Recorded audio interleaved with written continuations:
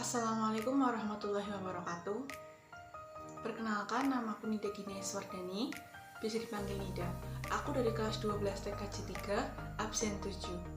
Kali ini, aku akan menceritakan tentang perkembangan teknologi kedirgantaraan dari awal kemerdekaan sampai saat ini. Simak terus videonya sampai akhir ya.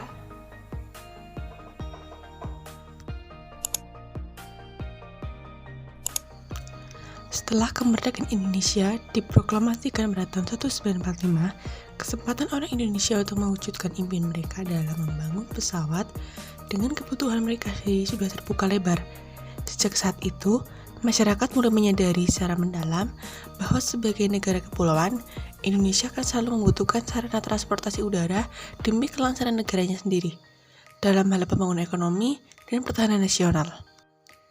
Pada tahun 1946, Biro Perencanaan dan Konstruksi didirikan di TRI Udara atau Angkatan Udara Indonesia, sekarang disebut TNI AU, disponsori oleh Wiweko Supono, Nurtanio Pringwadi Suryo, dan Sumarsono, sebuah lokakarya yang khusus didirikan di Magetan, dekat Madiun, Jawa Timur. Dari bahan sederhana sejumlah soklik, pesawat ringan NWG-1 pun dibuat. Di tahun 1948, mereka berhasil membuat mesin pesawat pertama, ditenagai oleh mesin Harley Davidson yang disebut WELX. Dirancang oleh Wiweko Supono, pesawat itu kemudian dikenal sebagai RIX. Pada era ini ditandai dengan munculnya sejumlah klub aeromodeling yang menyebabkan lahirnya pelopor teknologi penerbangan. Namun harus dihentikan karena terjadi pemberontakan Madiun dan agresi Belanda. Pada periode ini, kegiatan penerbangan dilakukan sebagai bagian dari revolusi fisik untuk kebebasan nasional. Pesawat yang tersedia di sini dimodifikasi untuk misi tempur. Agustinus Adi Sucipto adalah sosok yang paling luar biasa dalam periode ini, yang merancang dan menguji terbang sebuah pesawat serta menerbangkannya dalam pertemuan udara. Dia memodifikasi pesawat Sureng menjadi versi serangan darat. Setelah era kependudukan Belanda berakhir, kegiatan tersebut dilakukan di Bandung di lapangan terbang Andir, yang kemudian dikenal sebagai Bandara Husein Sastra Negara. Tahun 1953, kegiatan ini dilembagakan menjadi seksi percobaan atau bagian percobaan, dikelola oleh 15 anggota yang berada di bawah pengawasan Komando Depot Perawatan Teknik Udara dipimpin oleh Mayor Udara Nurtanio Pringwadi Suryo. Pada 1 Agustus 1954, berdasarkan desain Nurtanio, berhasil menerbangkan prototip Sikumbang, sebuah pesawat yang terbuat dari full logam dengan satu tempat duduk dan dibuat sebanyak 3 unit. Pada tanggal 24 April 1957, berdasarkan keputusan Kepala Staf Angkatan Udara Indonesia nomor 68, seksi percobaan dikembangkan menjadi organisasi yang lebih besar, bernama Subdepot Penyelidikan, Percobaan, dan Pembuatan. Di tahun 1958, Purwarupa Pelatih Dasar Belalang 89 berhasil diterbangkan. Sebagai produksi berseri, pesawat setelahnya disebut Belalang 90 dan dibuat dalam 5 unit. Dan mereka mengambil beberapa calon pilot terbaik di Akademi Angkatan Udara dan Pusat Penerbangan Angkatan Darat. Pada tahun yang sama, pesawat Sport Kunang 25 diterbangkan. Filosofi dari pesawat ini adalah untuk memotivasi generasi muda Indonesia yang tertarik pada bidang pembuatan pesawat.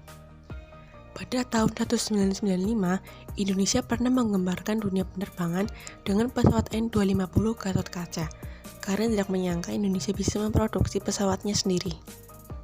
N250 merupakan pesawat pertama Indonesia yang diproduksi oleh IPTN atau Industri Pesawat Terbang Nusantara, sekarang menjadi PT Dirgantara Indonesia. Dan pesawat ini merupakan buatan Presiden ketiga, yaitu Presiden B.J. Habibie. Pesawat ini perdana terbang pada 10 Agustus 1995 di Bandara Husein Sastra Negara, Bandung. Dan momen bersejarah ini disaksikan oleh ribuan orang. Pesawat ini dapat menjelajahi di ketinggian 25.000 kaki. Pesawat ini memiliki daya jelajah mencapai 2040 km dengan menggunakan bahan bakar opsional.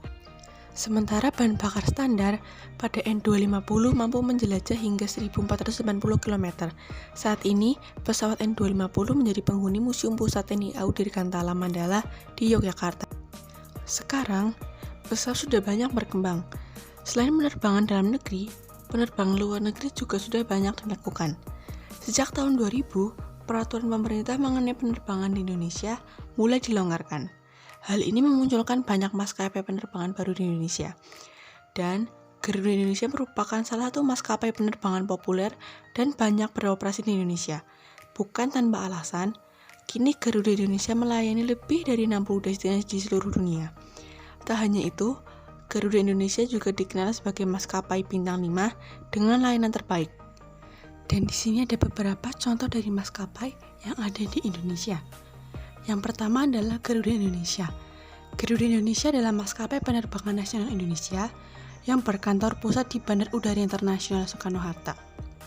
Maskapai ini adalah suksesor dari KLM Interinsular Beatrice. Garuda Indonesia merupakan anggota dari SkyTeam dan maskapai terbesar kedua di Indonesia setelah Lion Air.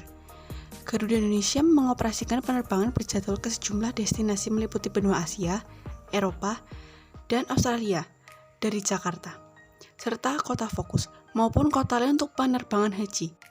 Yang kedua ada Batik Air. Batik Air adalah maskapai pelayanan swasta Indonesia yang didirikan pada tahun 2013.